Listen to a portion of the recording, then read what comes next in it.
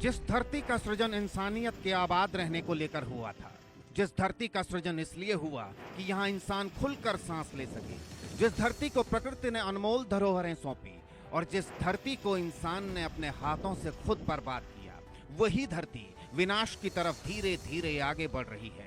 ये धरती कह रही है कि अभी भी नहीं चेते तो तबाही मचेगी, विनाश होगा, हर तरफ बर्बादी का मंजर दिखेगा। एक तरफ धरती पर बढ़ता ग्लोबल वार्मिंग का बोझ और दूसरी तरफ बार बार वैज्ञानिकों की चेतावनी। इंसान नहीं संभल रहा, नहीं बदल रहा और यही वजह है कि धरती महाविनाश का सिग्नल दे रही है। हम आपको ये जानकारी क्यों दे रहे हैं और आपको कितना सचेत रहने की जरूरत है, जरा समझिए। इंग्लैंड की ब्रिस्टल यूनिवर्सिटी के वैज्ञानिकों ने नेचर जियोसाइंस में भविष्यवाणी की है कि अत्यधिक गर्मी और CO2 के बढ़ते स्तर के कारण पृथ्वी पर जीवन पूरी तरह से नष्ट होगा। पृथ्वी का तापमान इतना बढ़ जाएगा कि कोई भी जीवित प्राणी, चाहे वो जमीन पर हो या समुद्र पर हो, कुछ भी जीवित नहीं बचेगा। यह स्थिति पूर्ण विनाश वाली स्थिति होगी। वैज्ञानिकों ने कंप्यूटर सिमुलेशन के आधार पर यह अनुमान लगाया है। धरती का तापमान धीरे धीरे बढ़ रहा है। महाप्रलय के वक्त धरती का तापमान 70 डिग्री सेल्सियस तक पहुंच जाएगा। इतने तापमान में कोई सांस नहीं ले सकेगा। इंसान जिस दर से पृथ्वी पर कार्बन उत्सर्जन को बढ़ा रहा है, वह विनाश को और तेज कर सकता है। ऐसा ही महाविनाश 66 मिलियन साल पहले भी हुआ था। उस दौरान डायनासोर धरती से लुप्त हो गए थे। उस समय भी पृथ्वी का तापमान अत्यधिक बढ़ गया था। कार्बन का स्तर बहुत ज्यादा था। अब जैसे जैसे धरती का तापमान बढ़ेगा, वैसे वैसे ज्वालामुखी फटेंगे। धरती पर ज्यादातर क्षेत्रों में ज्वालामुखी है और जब ये ज्वालामुखी उच्च तापमान सहन नहीं कर पाएंगे तो वो फटने लगेंगे। इस विस्फोट की वजह से बड़ी मात्रा में कार्बन डाइऑक्साइड का उत्सर्जन होगा, जो धरती पर जीवन के लिए गंभीर खतरा पैदा करेगी। सांस लेने के लिए जरूरी ऑक्सीजन की कमी हो जाएगी। इसके परिणाम स्वरूप जीवन की सभी संभावनाएं समाप्त हो जाएंगी और पृथ्वी पर कोई भी प्राणी जीवित नहीं बच पाएगा। ब्रिस्टल यूनिवर्सिटी के वैज्ञानिक अलेक्जेंडर फर्न्सवर्थ ने इस रिसर्च की कमांड की। उन्होंने कहा, अगर कार्बन डाइऑक्साइड का स्तर वर्तमान के मुकाबले दोगुना भी बढ़ता है तो स्थिति और भी गंभीर हो जाएगी। उस स्थिति में लोग गर्मी के कारण ही मृत्यु का शिकार हो सकते हैं। धरती का तापमान और कार्बन डाइऑक्साइड का स्तर बढ़ने पर निश्चित ही लोग मरेंगे। वैज्ञानिक लंबे समय से चांद और मंगल ग्रह पर जीवन की संभावना तलाश रहे हैं। चांद की सतह पर पानी की खोज और मंगल पर जीवन के प्रमाण इसी तैयारी का हिस्सा हैं। यह रिसर्च केवल पृथ्वी के भविष्य के बारे में चेतावनी नहीं देती, बल्कि इंसानी लापरवाही पर भी सवाल खड़े करती है। जैसे जैसे हम पृथ्वी पर कार्बन उत्सर्जन बढ़ा रहे हैं, स्थिति और बिगड़ती जाएगी। इसे अभी से नियंत्रित नहीं किया तो आने वाले समय में पृथ्वी पर जीवन का अस्तित्व खत्म हो सकता है।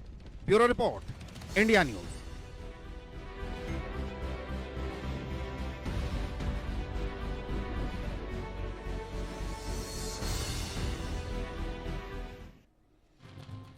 तो ब्रिस्टल यूनिवर्सिटी की ये रिपोर्ट अलार्मिंग है। कितनी अलार्मिंग है इसको हम अपने एक्सपर्ट्स के साथ समझेंगे, लेकिन ये रिपोर्ट कहती है कि CO2 यानी कि कार्बन डाइऑक्साइड का स्तर बढ़ेगा और गर्मी बढ़ेगी और ये धरती के विनाश का कारण बन सकती है। यूरोपीय जलवायु एजेंसी है कोपरनिकस, वो क्या कह रहे हैं इस तरह की परिस्थिति को लेकर, वो जानना भी जरूरी है।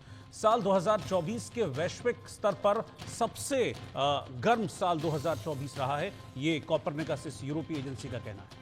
ये एजेंसी आगे कहती है कि पहला मौका है कि जब वैश्विक स्तर पर तापमान 1.5 डिग्री बढ़ा है। जून 2024 में पहली बार तापमान ने सीमा को पार किया। दुनिया का खतरे के अगले चरण में प्रवेश हुआ है और तापमान के लगातार खतरनाक स्तरों तक पहुंचने की ये वार्निंग है। इसमें आगे कहा गया है कि वायुमंडल में कार्बन डाइऑक्साइड का स्तर लगातार बढ़ रहा है और यही एग्जैक्टली वही बात है जो ब्रिस्टल यूनिवर्सिटी की इस रिपोर्ट में कही गई है। इस रिपोर्ट में और आगे कहा गया है कि वायुमंडल में मीथेन का स्तर बढ़ रहा है और ये मानव जीवन और पर्यावरण के लिए बड़ा खतरा हो सकता है। तो ये यूरोप की जलवायु एजेंसी है कोपरनिकस, ये उसकी फाइंडिंग्स हैं। ये ब्रिस्टल यूनिवर्सिटी की रिपोर्ट के बाद में कोपरनिकस की फाइंडिंग्स भी आपको बता रहा था। अब मेरे साथ दो खास मेहमान इस वक्त जुड़े हैं। मेरे साथ सूर्य प्रकाश कपूर जी हैं, जो कि बहुत सीनियर भूवैज्ञानिक हैं, और मेरे साथ आनंद शर्मा जी हैं जो कि अध्यक्ष हैं इंडियन मेट्रोलॉजिकल सोसाइटी के। आप दोनों का बहुत बहुत स्वागत है। सूर्य प्रकाश कपूर जी, पहले मैं आपके पास आना चाहूँगा। ये दो चीज़ें मैंने यहाँ पर बताई। एक तो ब्रिस्टल यूनिवर्सिटी की जो रिपोर्ट है वो भी ये कहती है कि CO2 का स्तर आने वाले वक्त में बढ़ेगा बहुत ज़्यादा, और ये पृथ्वी के लिए ठीक नहीं है। हालांकि उसमें विनाश की बात कही गई है, लेकिन उसमें एक बहुत लंबा समय है। लेकिन पैरेलली जो यूरोपीय एजेंसी है कॉपरनिकस, उसकी रिपोर्ट भी CO2 की तरफ ही इशारा करती है। तो ये कितना बड़ा खतरा है धरती और धरती पर रहने वाले लोगों के लिए, प्राणियों के लिए? हम एक बहुत फंडामेंटल मिस्टेक कर रहे हैं जी। हमने सिर्फ ग्रीन हाउस गैसेस, इनकी वजह से जो 1.5 डिग्री सेंटीग्रेड टेम्परेचर बढ़ा है उसके ऊपर सारा जोर लगा दिया, सारा फोकस किया है। मैं आपको एक छोटी सी बात पे ध्यान दिलाना चाहता हूँ कि जो धरती का तापमान है आज 16.5 डिग्री सेंटीग्रेड, इसके 3 कंपोनेंट है। इसमें पहला कंपोनेंट है सोलर एनर्जी। सोलर एनर्जी का जो कंट्रीब्यूशन है 7 डिग्री सेंटीग्रेड है। और जो जियोथर्मल एनर्जी है, जैसे कि अभी हम बात कर रहे हैं तो सूखी धरती पे 45 ज्वालामुखी फटे हुए हैं। उनके मुंह से जो 1200 डिग्री सेंटीग्रेड का लावा वायुमंडल में फेंका जाता है और उनके मुंह से जो कार्डेवा से हीट रेडिएशंस निकलती हैं, उनसे एटमॉस्फेयर की वायु जो है उसको गर्मी मिलती है। उसके अलावा समुद्र के अंदर जो पानी होता है, जब हम पानी की गहराई में जाते हैं तो सी बॉटम आता है। सी बॉटम के ऊपर 2 प्लेटें ऑपोजिट दिशा में जब मूव करती हैं तो उसको सी स्प्रेडिंग सेंटर कहते हैं। उसमें गैप क्रिएट होकर नीचे से मैग्मा निकल के समुद्र के बॉटम पे फैलता है। 75% मैग्मा जो है समुद्र के बॉटम पे फैलता है और वो मैग्मा समुद्र के ठंडे पानी के साथ मिलकर पत्थर बनाता है। उसको मिड ओशन रिज कहते हैं। पूरे विश्व के समुद्रों में 80,000 किलोमीटर लंबी मिड ओशन रिज है। 75% मैग्मा जो है समुद्र की बॉटम पे निकल के समुद्र के पानी को गर्मी दे रहा है। 25% मैग्मा सूखी धरती के एक्टिव वोल्केनो के मुंह से निकल के वायुमंडल को गर्मी दे रहा है। और 8 डिग्री सेंटीग्रेड टेम्परेचर इन दोनों जियोथर्मल एनर्जी के, समुद्र के पानी और जो सूखी धरती के ज्वालामुखी है, इनका है। हम इनकी टेक्नोलॉजी आ चुकी है। हम इस 8 डिग्री सेंटीग्रेड टेम्परेचर की बिजली बना सकते हैं। यूं समझिए कि अगर हम समुद्र के अंदर जो हॉट वाटर स्प्रिंग्स हैं, हाइड्रोथर्मल वेंट्स हैं, हाइड्रोथर्मल वेंट्स के ऊपर भी मशीन लगती है। वो उस पानी को गर्म नहीं होने देगी, जो गर्मी है उसकी बिजली बना देगी। उससे समुद्र का पानी ठंडा हो जाएगा। ऐसे ही सूखी धरती के जो एक्टिव वोल्केनोस हैं उनके ऊपर भी आइसलैंड की IDDP-2 प्रोजेक्ट है। आपने क्राफ्ला जियोथर्मल पावर स्टेशन देखा होगा। तो सूखी धरती के जो एक्टिव वोल्केनोस हैं उनके मुंह से जो लावा निकलता है उसकी भी बिजली बन सकती है। तो कुल मिला के वायुमंडल और समुद्र का पानी जो है 8 डिग्री सेंटीग्रेड तक ठंडा हो सकता है। तो यूं समझिए कि जो आज की डेट में 16.5 डिग्री सेंटीग्रेड टेम्परेचर है, इसमें से आइडियल कंडीशंस में हम 8 डिग्री जियोथर्मल एनर्जी की बिजली बना दें तो 8.5 डिग्री सेंटीग्रेड जो रहेगा उससे पूरी धरती में आइसें जा सकती है। The situation is very much under our control. We can reduce the temperature back to 15 degree centigrade, 14 degree centigrade, 13 degree centigrade to the pre industrial level.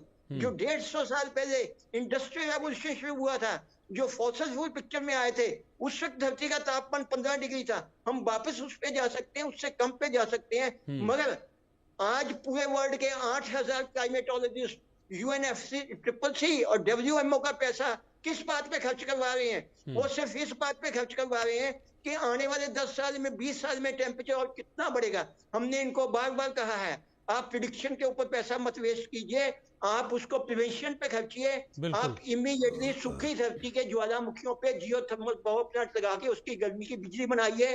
और समुद्र के अंदर जो हाइड्रोथर्मल वेंट्स हैं उन पे भी मशीनें बनी हुई हैं, उनके मशीनें लगा के समुद्र के पानी को ठंडा कीजिए। पूरी धरती का तापमान वापस 15-14 जितना चाहो ले जाओ। जियोथर्मल एनर्जी एलिमेंट की बिजली बनाओ और धरती का बचाओ, इररिस्पेक्टिव ऑफ दिस थिंग कि 1.5 डिग्री सेंटीग्रेड टेम्परेचर